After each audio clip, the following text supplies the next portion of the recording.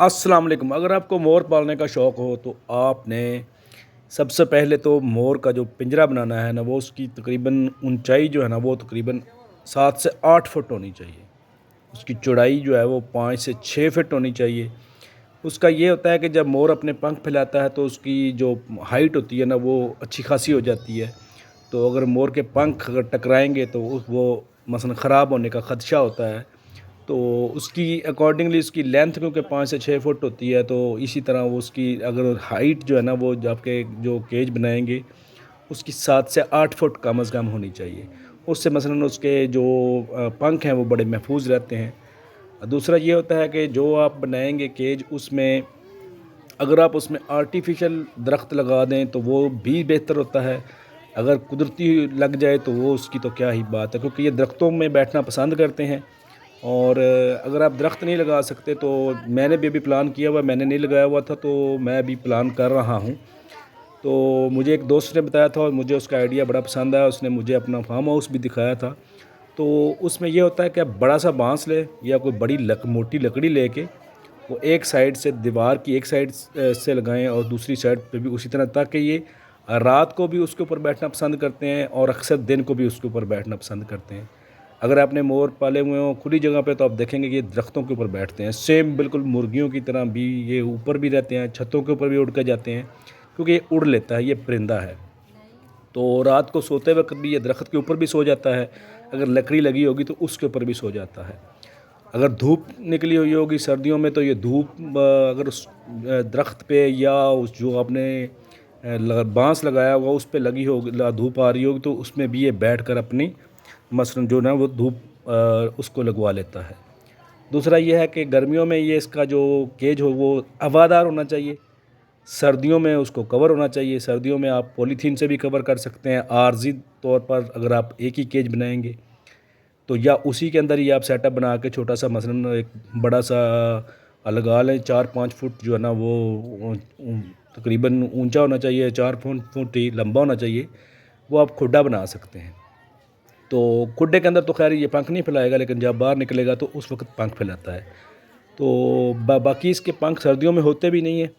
तकरीबन ये अगस्त सितंबर में अपने पंख गिरा देता है और पूरी सर्दियों में ये ऐसे ही लुंडा रहता है जिस तरह ये सामने बैठा है।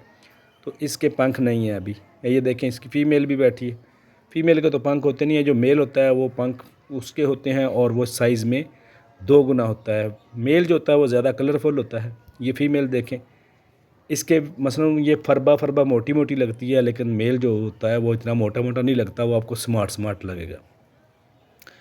एक चीज़ का आपने ख्याल रखना होता है कि गर्मियों में ये ब्रीडिंग करते हैं, मार्च अप्रैल में मसलन ये इसकी फ़ीमेल जो होती है वो अंडे बच्चे देती है। सर्दियों में ये बिल्कुल रेस्ट पे होते हैं। तो इसी तरह ये सर्दियों में इसके जब पंख गिर जाते हैं तो अभी तो इसके हल्के फुल्के इसके तो पंख हैं, बाकी के गिर चुके हैं, क्योंकि ये अभी सितंबर अक्टूबर ही चल चल रहा है। तो इसके काफ़ी हद तक गिर चुके हैं, लेकिन अभी इसके कुछ बाकी हैं जो भी गिरना शुरू हो चुके हैं। तो ये ख़ारिश करते रहते हैं। जब ये ख़ारिश करना शुरू कर दें तो इसका मतलब है कि ये अपने पंख गिराना शुरू कर चुका है। इसका मसलन ये सीज़न शुरू हो चुका है जिसमें इसके पंख गिरना शुरू हो जाते हैं। बाकी जो एक मोर होता है वो अगर आप मेल लेंगे तो वो तकरीबन 10 से 15 हज़ार का आता है। वो उसकी सेहत पे डिपेंड करता है और उसकी एज पे भी डिपेंड करता है। फ़ीमेल भी इसी तरह एक ये, अगर आप एक मोर के मेल के साथ 2 से 3 फ़ीमेल भी रख सकते हैं तो ये पूरा सेट होता है, इसको सेट बोलते हैं। अगर आप 2 फ़ीमेल और 1 मेल रखेंगे तो ये तकरीबन आपको 35 से 40 हज़ार की रेंज में मिल जाएंगे। अगर ब्लैक शोल्डर होंगे तो, या इंडियन ब्लू पीकॉक होंगे। वाइट पीकॉक जो होता है वो थोड़ा सा ज़्यादा मसलन इसकी मसलन वो प्राइस होती है, तो वो आप रख सकते हैं। एक फ़ीमेल जो होती है वो तकरीबन एवरेज 30 से 40 अंडे देती है। तो इनका तकरीबन जो एवरेज उम्र होती है वो तकरीबन 50 साल होती है। वज़न इसका 4 से 6 केजी होता है। एक मोर जो होता है उसका तकरीबन 200 से 250 पंख होते हैं। तो आपने इनकी खुराक में आप इसको बहुत ज़्यादा मसलन चीज़ें दे सकते हैं, जिस तरह आप सेम मुर्गियों को देते हैं वही खुराक आप इनको भी दे सकते हैं। ये देखें, अपने पंखों में अभी ख़ारिश करनी शुरू हो गया। तो जब ख़ारिश करनी शुरू कर देता है तो इसका मतलब है ये पंख गिराना शुरू कर चुका है। अभी इसके पंख गिरना शुरू हो जाएंगे। तो इसको खुराक में आप जनाब दाने दे सकते हैं, उबले हुए दाने दे दें, गंदम के दाने चावल या हरा भी दे सकते हैं, वो भी खिलाएं। मुर्गियों वाली खुराक खिलाएं। इसको आप जो वो मुर्गी मरी हुई मुर्गियाँ जो होती हैं उनकी मसलन जो चर्बी वगैरह वो भी खिलाएं, ये वो भी सारा कुछ ही खा लेते हैं।